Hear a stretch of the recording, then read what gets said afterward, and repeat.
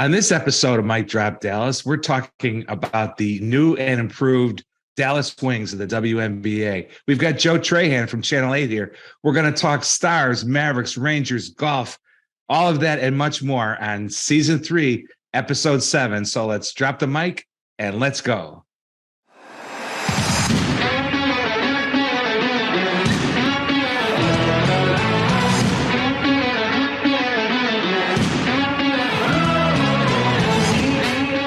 Welcome to Mic Drop Dallas, everyone, the official podcast of the Dallas Sports Commission. Kevin Sullivan here, along with Sports Commission Executive Director Monica Paul and our on-air producer, Next Level, Marcus Carr. Monica, what's happening at the Dallas Sports Commission? I know you got something new and big up your sleeve, as always. Well, yeah, we always keep busy, but right now we're really focused on our Women's Final Four Volunteer Appreciation event that'll be taking place later on in May. A lot of positiveness came out of the Women's Final Four, a lot of accolades, a lot of records broke, but we couldn't have been successful without our volunteers. So we want to spend a little time recognizing them and showing them some appreciation. So excited about that event later on in May.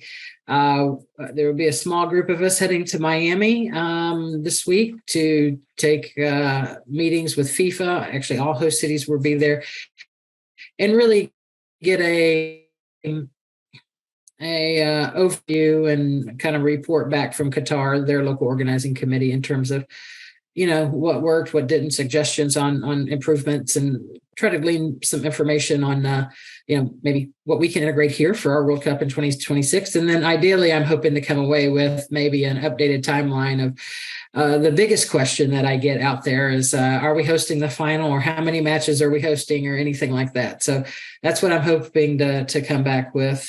Big 12 baseball championships is coming up later in May as well, toward the end. Tickets are on sale there, so that should be exciting.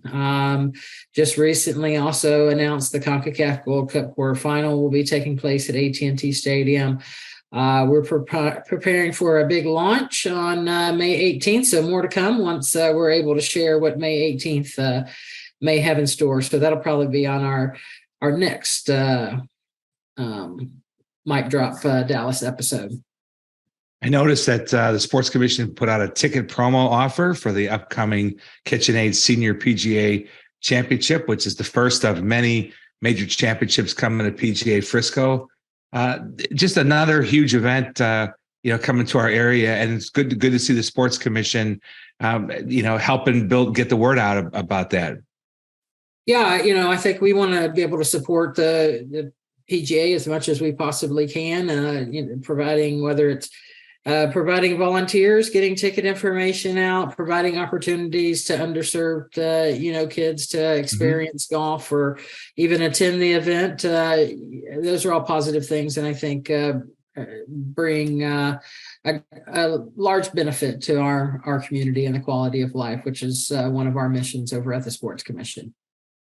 We're able to spend most of our time here on Mic Drop Dallas talking about happy things, but we had sad news this week with the passing of Dallas Morning News reporter Chuck Carlton, a guest here on the Mic Drop in July 21, talking about college football playoff expansion. He was known as a college football guy, well respected and admired and fun person. But you also saw another side of Chuck Carlton as a journalist. Tell us about how you'll remember Chuck. Yeah, I was actually very sad and in shock this week or last week when I heard that. And, I remember Chuck fondly because, I've been here 14 and a half years. And when I got here, we had just lost a women's Final Four bid. So it was really setting forth how can we ensure that the next time we bid, we're successful on a women's Final Four. And it really meant, okay, we've got to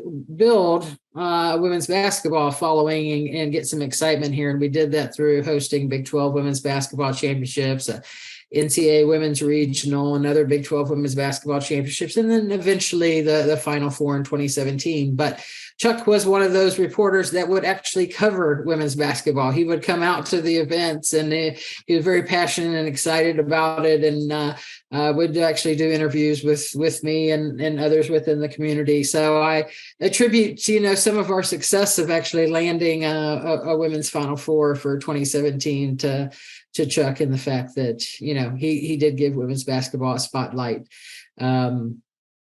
12, 14 years ago.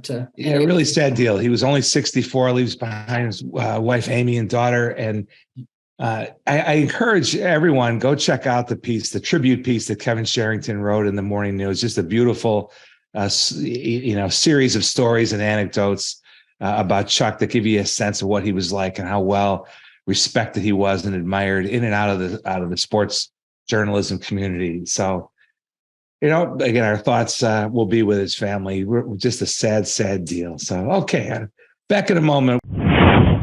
Did you know the Dallas Zoo provides guests with real-life opportunities to make memorable connections with more than 2,000 animals? Please support the zoo's mission to inspire and empower action on behalf of the wildlife in Texas and around the world. Visit DallasZoo.com to purchase your tickets today. Thanks, Rachel. And now we're excited to welcome to Mike Drop Dallas the great Joe Trahan, the Channel 8 main sports anchor. June will mark 20 years. Can you believe that, Joe? At Channel 8, 20 years. He's been the main sports anchor for almost 2 years. He's a girl dad. He may or may not have some Taylor Swift in his music collection. But the big news today, Joe, and Monica and I and Marcus really appreciate you pulling yourself away from the Cowboys draft to join us today to help break it down a little bit. But you may not be aware, this is your third time on Mike Drop Dallas. You joined Mark Followell as the only three-time guests.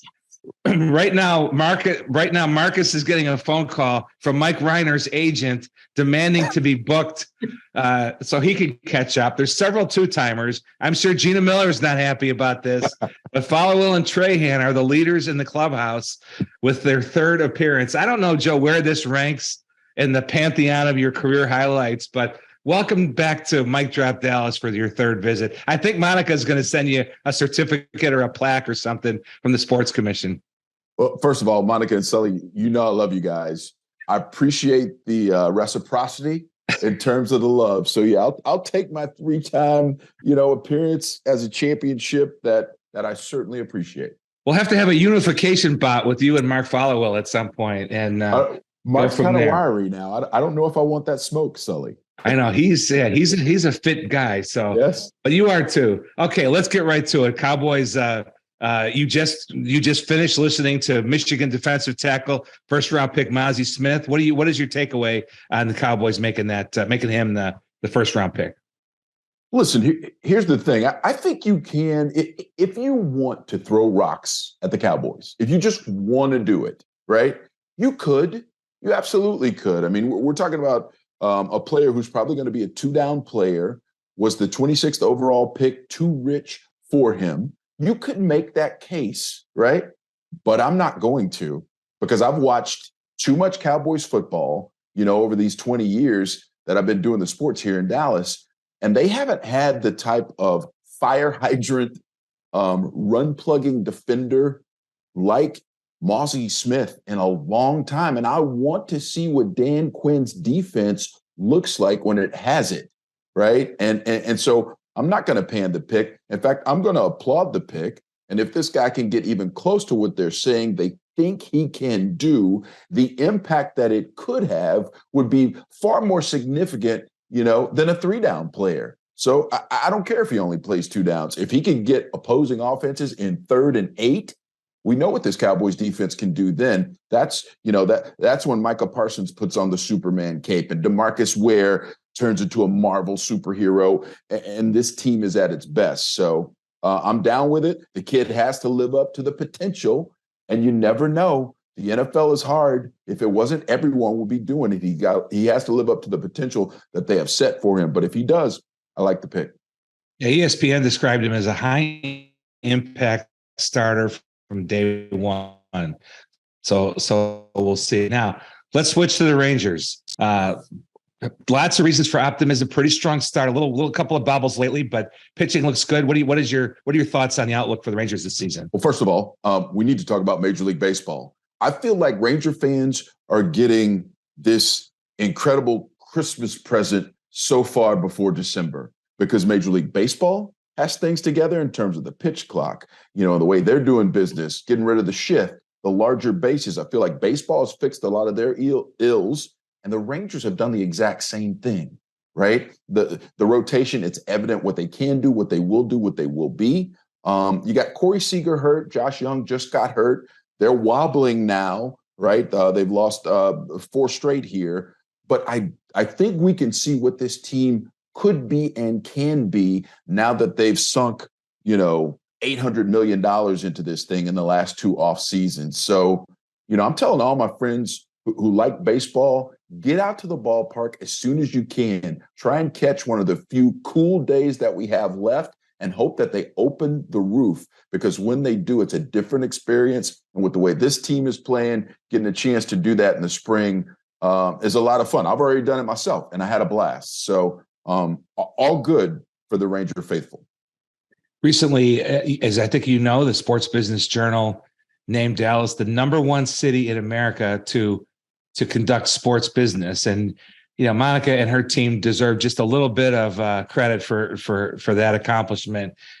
And one of the things we had a couple of the reporters from the Sports Business Journal on to talk about it. And they mentioned the arrival of PGA Frisco as one of the factors, the PGA of America moving here. Now, I know you have played that course multiple times and have, covered stories out there already. In fact, I heard on the air last week, you called it your new happy place. Why is PGA Frisco your new happy place, Joe? Listen, golf has become my respite from the craziness that is involved with our job that you and Monica know oh so well. By the way, when I read that Sports Business Journal report, I thought immediately of you, Monica. I want you to know that. You were the first person that came to mind when I read the headline, when I saw it online. But anyway, listen, I love the sport. It's a great challenge for me. It's a great getaway for me. It's centering for me. It's therapy for me. And if you like golf at all, we're talking about the new home of modern golf. It's 660 acres dedicated to golf. And I have made it my personal business to have seen just about all 660 acres. The only thing I haven't done is go inside the new Omni Resort, and that's happening in the matter of a few days. I'm going to hesitate before I say this, but I think I'm correct.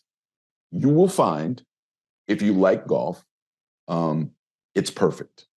And that's from the Northern Texas PGA section and their golf park called the Ronnie, to the short course, the 10-hole par 30 short course called the Swing, the dance floor, which is the largest natural grass putting surface on the planet, and then the 2 golf courses, both of which I've had a chance to play. If you get a chance to go out there, it's just perfect, and it's 4 minutes and 30 seconds from my front door. So yeah, it's my new happy place.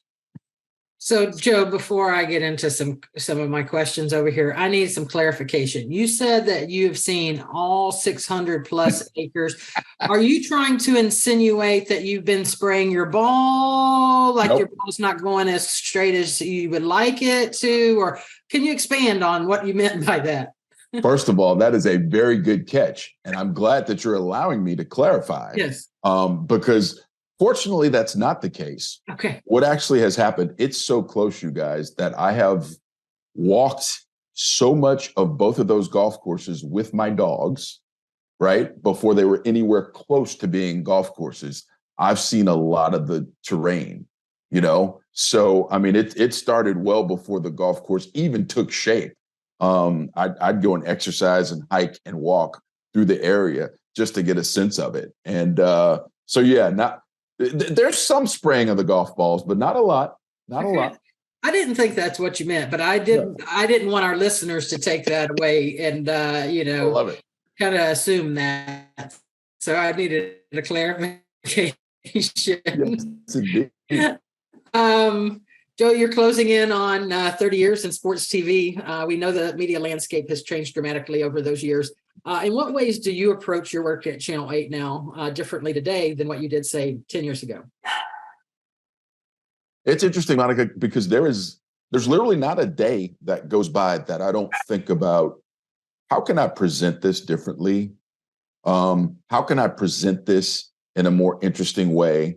If you've watched my sportscast, you know I'm going to have graphics back there for you to look at. We've got these great LED video walls. I'm going to use them in a lot of different ways. I'm going to put graphics in them. I'm going to put video in them. I am going to make sure that my viewers know that I have gone the extra mile to give you something that not only informs you, but stimulates you. And listen, I got to give a little sizzle too, right? I've got to give it all now because, with the advent of social media and the way that people consume now, if you are not filling up all of their senses, they will go and grab the iPad.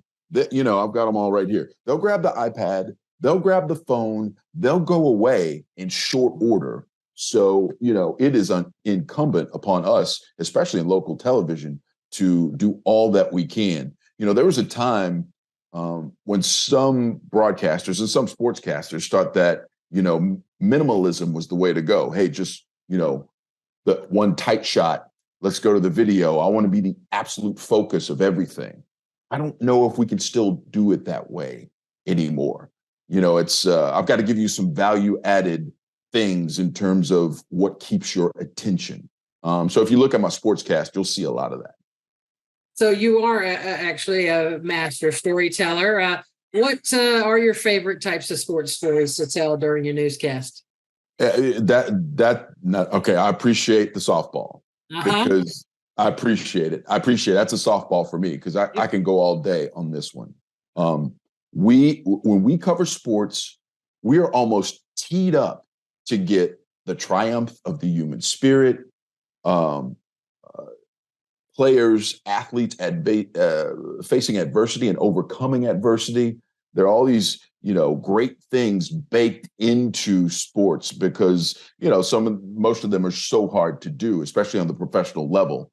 But even on the high school level, that's where I've found some of my favorite stories. And I'll just mention one in particular. There was a young woman who went to a Fort Worth high school who was homeless, but she didn't want to tell anyone on her basketball team. So her basketball coach was wondering why she was always worried when they would play tournaments on the weekend. Coach, when are these games going to be over? When are we going to be done? If we win again, are we going to have to play later? She was worried because she was worried about getting back to the homeless shelter in time. Turns out she was a fantastic student. And we told her story. It ended up getting an SB from ESPN. And just the most fantastic young lady. And to boot everything, she's at the University of Houston studying architecture because she wants to provide homes for people who otherwise can't have them. I mean, I don't know how much better you can get than that, right? And sports allows that. And so those are absolutely my favorite stories to tell. Wow, that was special. I hadn't heard that one. So, okay, we're recording this on a Friday. Our Dallas Stars are preparing for Game 6 tonight against Minnesota. All right, how far is this Stars team going to go? I think they've got something special. I do. And listen, with the way these NHL playoffs have gone, home ice advantage not meaning what we necessarily think it should or would or does. I do think it's wide open for this team, and they've got a great blend of young players. Like when you think about the resurgence of Jamie Benn and Tyler Seguin, when you think about that and you couple it with Jason Robertson, Miro Heiskanen, Rope Hintz, you've got a good blend. And then, of course, you got Jake Oettinger, who has found it. He has shown on multiple occasions that he can be the brick wall that you need at times to really go deep. I feel like they've got all the ingredients. I feel like the mix is right. I feel like Peter DeBoer came at the right time. It's a little bit more offensive base to the way they go about things. And I certainly enjoy that. The games are much more fun to watch now. So I think they got as good a shot as anybody in terms of coming out of the West. And after that, once you get, to the Cup final, if they do end up facing Boston, who has been a juggernaut, well, we'll see how it goes. Joe, to say this is a big offseason for the Mavericks would be a massive understatement. Give us your take on what you think they need to do and will do. Sully, that's a hard one for me because I'll put it this way. When I think about Luka Doncic and when I think about Kyrie Irving, I consider both of them basketball savants, right? Things that they can do on the court, the way they see the court, the way they move and can get to different spots and also open up other spots for their teammates. It's genius in basketball terms. But here's the problem I have. I feel like you had two basketball geniuses, but when they got together, it looked awful. It looked elementary. It looked, and take this for what it's worth, it looked AAU. And I don't understand it. I can't explain it. I know they didn't have a full season together. I get all that. But those two were too smart, and I think it should have come together quicker. And I have no idea why it didn't. I know that Luka mentioned some personal things that's going on. I don't know how heavily that's weighing on the situation. I did not see enough from Luka Doncic and Kyrie Irving to be confident that those two can move forward and lead a team to a championship. Did I not give them enough time? That I don't know. But I think Mark and Nico have some incredibly difficult decisions ahead in terms of what you do with Kyrie Irving. I know Mark has said they want to bring him back. But what do you do with him? Does that turn into a sign and trade situation to try and get other assets to pair with Luka? That's problematic. The other thing that is more problematic than anything is the clock, because it's ticking, right? If you don't surround Luka with the right assets and teammates soon, he's going to leave. He's not Dirk. He's not Dirk Nowitzki. He's not going to stick around, right? So that's always in the background, right? The clock is ticking. Sully, you remember this. There was a time when we wondered who's the best type of player to pair with Dirk Nowitzki, right? What's the great compliment? I think it turned out to be Tyson Chandler, the defender who was a little bit rah-rah, who kept the defense together. He was a talker. He was loud, and he got the guys together. They need to find the complement for Luka.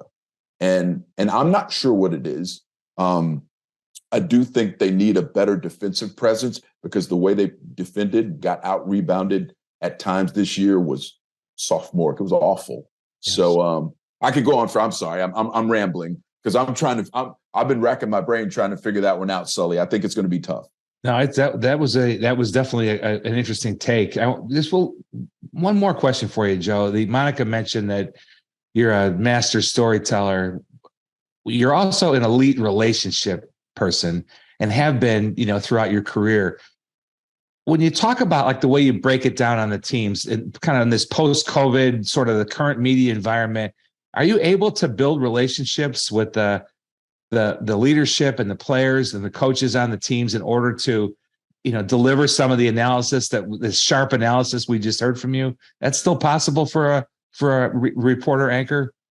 I feel like we are having more of a resurgence now, but Sully, there was a 3-year almost dark period where, I can quickly go to people and say, hey, listen, like I just did, I don't know if this is right, but this is what I feel. This is what this is what I sense. I've done a little research. The numbers seem to back it up. Am I going down the right road here?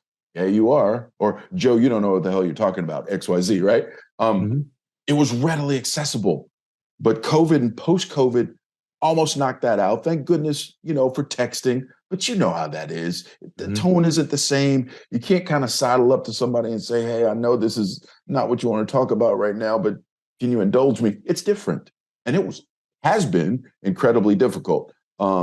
Fortunately, I do think we are slowly emerging out of that.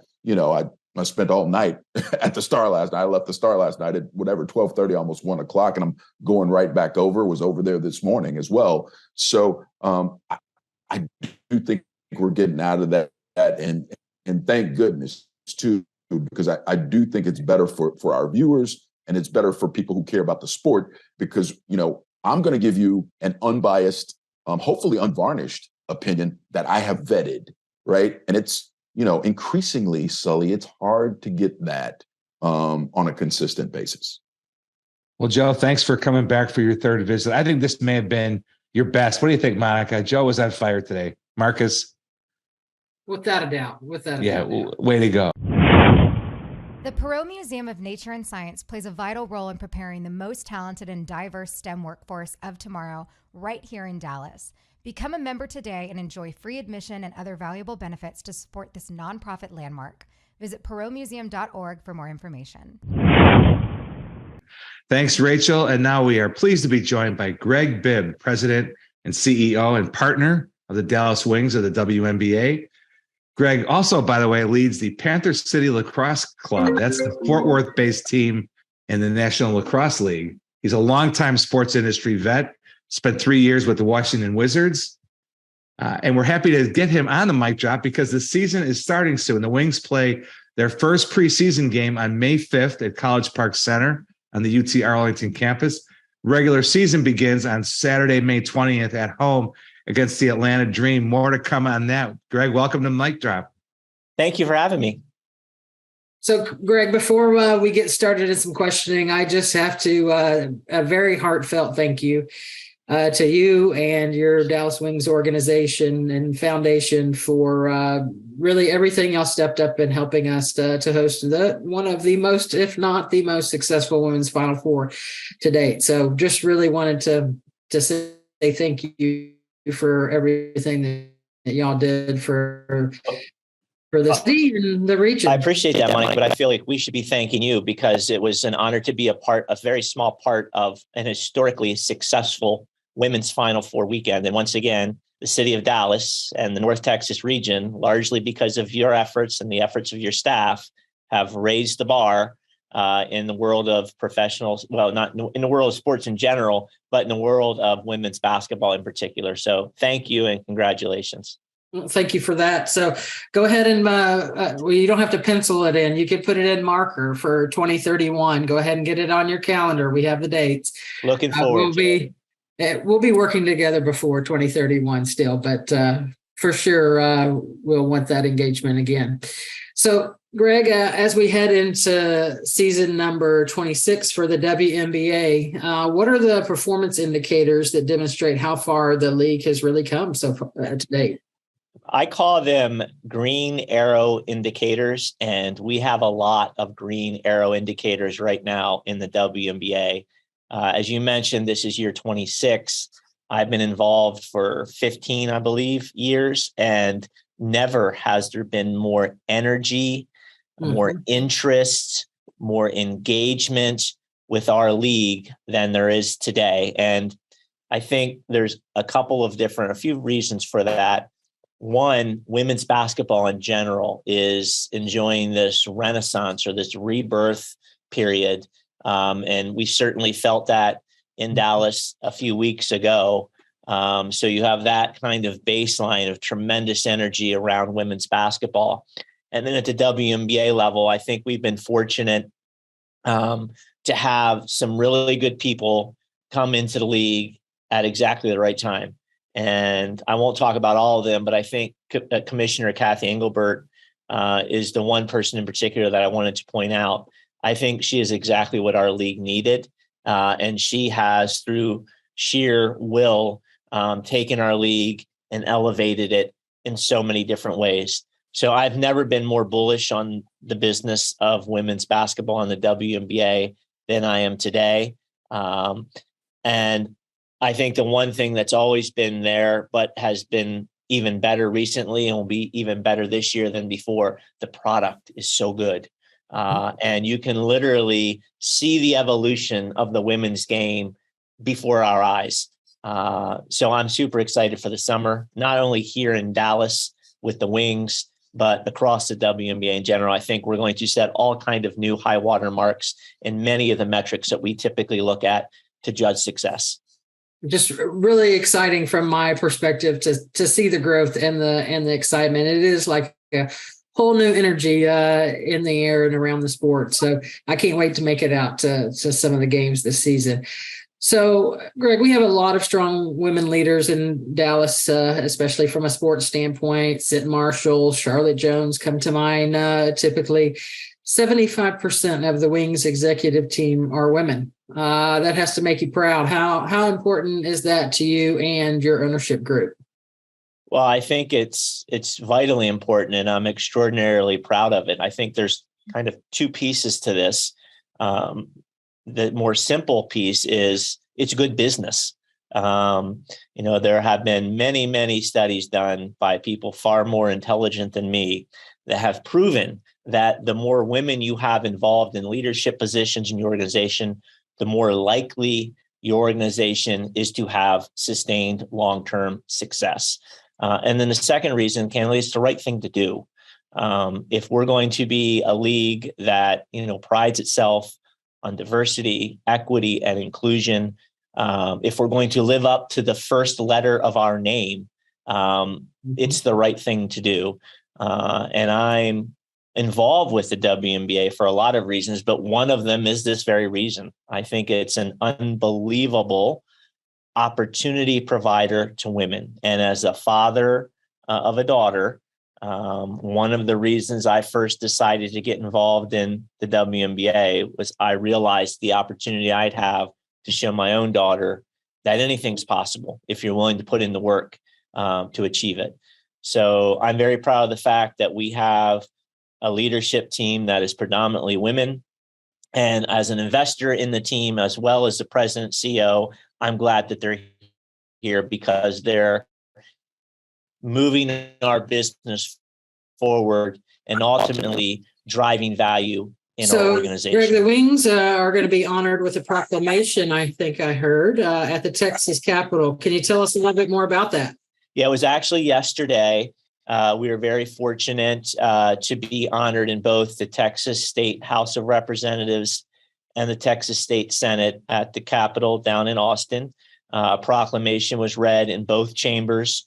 Thank you to Representative Julie Johnson and Senator Johnson, not related, just coincidentally same last name, who sponsored us to be honored down in Austin at the state capitol, really for our work in the community and to what we just spoke about, our work in terms of diversity, equity, and inclusion. So it was a great day for us. It was nice to be honored. I think it's important too. I'm an East Coast guy, so I lived and breathed this bias before I came to Texas. It's very easy to look at Texas and kind of put it in a box and say that Texas and everyone that's in it thinks a certain way. And that's not true. There's a lot of really good people in Austin, quote unquote, fighting the fight every day for the things that are important to many of us.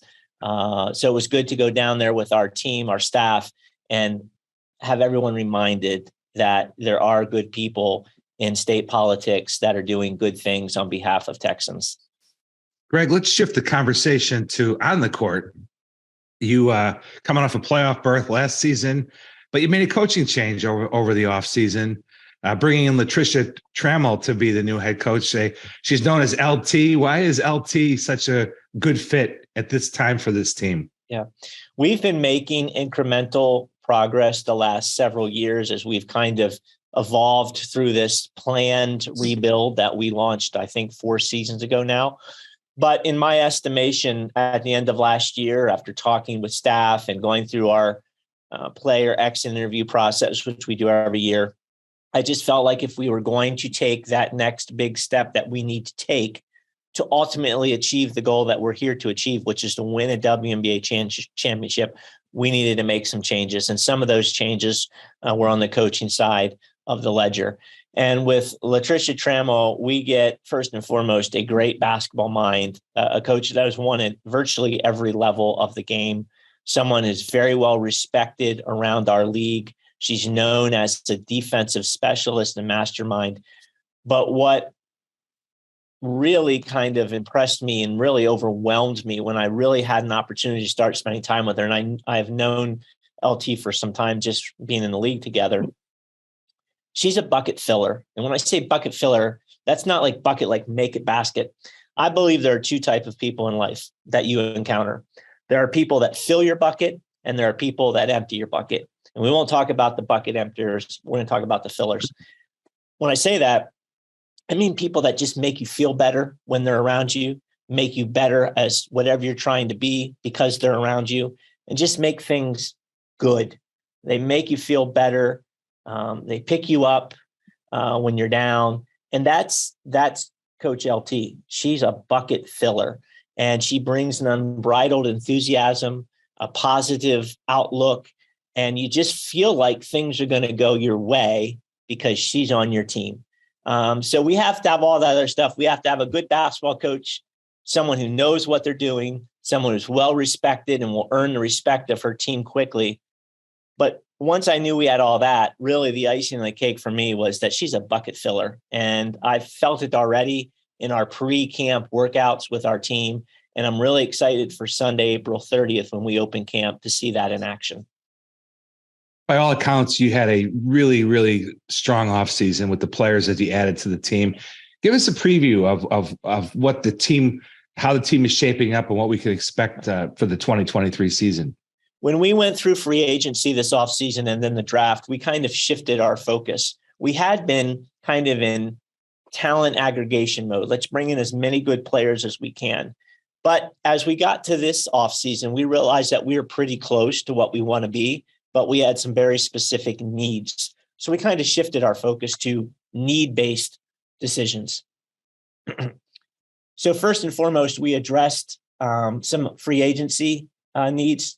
We added Natasha Howard, who's a former defensive player of the year, former all-league performer, 3-time WNBA champion. We added Diamond DeShields, who's an all-league player, former champion. We added Crystal Dangerfield, a former rookie of the year. So with that group, we obviously added talent, but we also added experience and a combined 4 championships between Natasha and Diamond.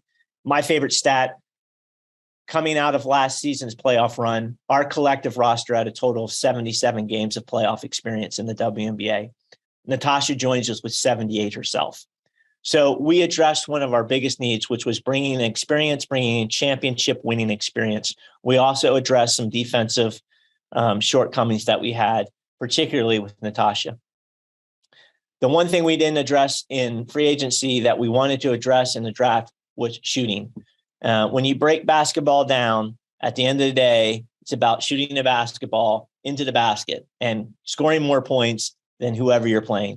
And we needed to add some additional shooting to our roster. So when you look at our draft class, you say, wow, they spent a lot of picks picking a lot of players who are very similar. And that actually was by design because we wanted to create a camp environment where literally the best shooter wins, that we know coming out of camp, no matter what, we're going to have a really good shooter or two on our team that we did not have last year. So when we open camp here on the 30th, we're going to have an uber competitive environment, which is what I like because I think competition leads to the best product possible in terms of roster that we'll roll out for our home opener on May the 20th.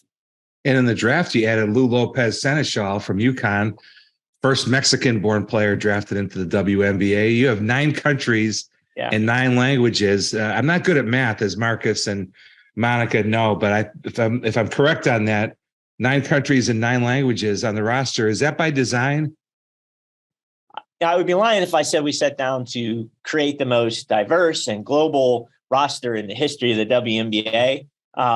But along the way, I figured out it was happening. And again, back to who we are, what we are, where we play. You know, we are walking the walk to match the talk. And I think it's really cool. I'm a big believer in the value and strength of diversity. I think different perspective, different life experiences only leads to better results, whether that's winning basketball games or whatever you want to talk about. So the fact that we have so many different perspectives, so many different walks of life, so many experiences coming together on our roster, in my mind, can only help us. And then after that, it's just plain old cool, you know, to sit in a press conference with Lou Lopez Seneschal and have her answer questions in English and then answer them in French from a reporter in Paris and then answer them in Spanish from a reporter in Mexico City. That's cool.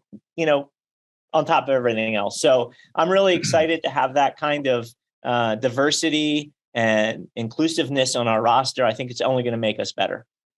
And when you're walking the walk and walking the talk, by the way, you're going to look good because you've got some great merch with the Wings. Tell us about the Nike Rebel jerseys. Those look pretty sharp. So, Nike's been a great partner of our league for some time now. And several years ago, we rolled out with Nike the Her collection, HER, the Heroine jersey, the Explorer jersey, and the Rebel jersey. And the Rebel jersey is our third jersey, supposed to be by design a little bit non-traditional. And for 2023, we have the second iteration of that Rebel jersey, and I'm really happy with how it turned out. I think it's a cool product. Another example of how we've evolved as a team and as an organization, as a business. We're rolling out a complete product line along with that jersey. So not only is there the Rebel jersey that a fan can own, but there are T-shirts and hats and sweatshirts that also are within that Rebel line that can be purchased by a consumer. So really excited about it. I think it looks great, and I can't wait for our fans to start, wearing that Rebel jersey and Rebel line of merchandise, not only here at College Park Center, but all over the country. So, Greg, I know you got to go here, but before we let you go, you've got your regular season home opener coming up May 20th against Atlanta. You're launching a Pack the Park campaign to sell it out. Give our fans and listeners an idea. How do you describe that fan experience at a Wings game? What should somebody expect that hasn't been out to one of your games yet? Yeah, if you haven't been, you definitely need to come. Whether you're a fan of women's basketball or not, it is just an unbelievable atmosphere.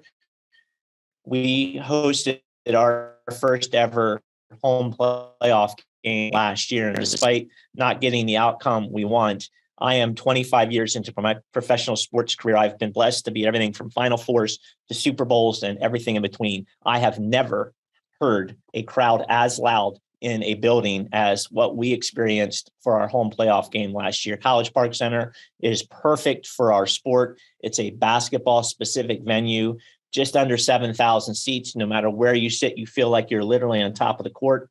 It's a low ceiling. It's a metal ceiling. So the sound just bounces everywhere. And you put 6,000 people in that building, it feels like you're playing in front of 25,000. On top of that, it's centrally located in the North Texas marketplace right here in Arlington on the campus of UTA. And one of the great things about the WNBA, it's an affordable product. You can get in the door for as low as $10, $15. Our average ticket price is like $30, $35.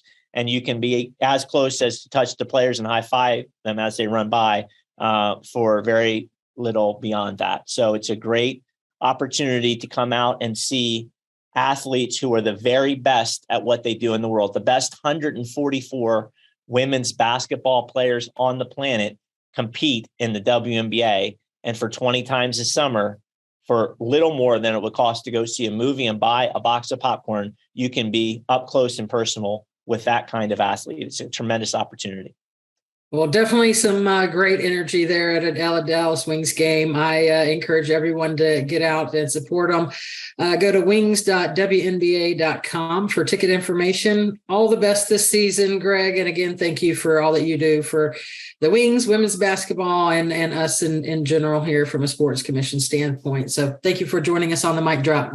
Thank you so much for having me.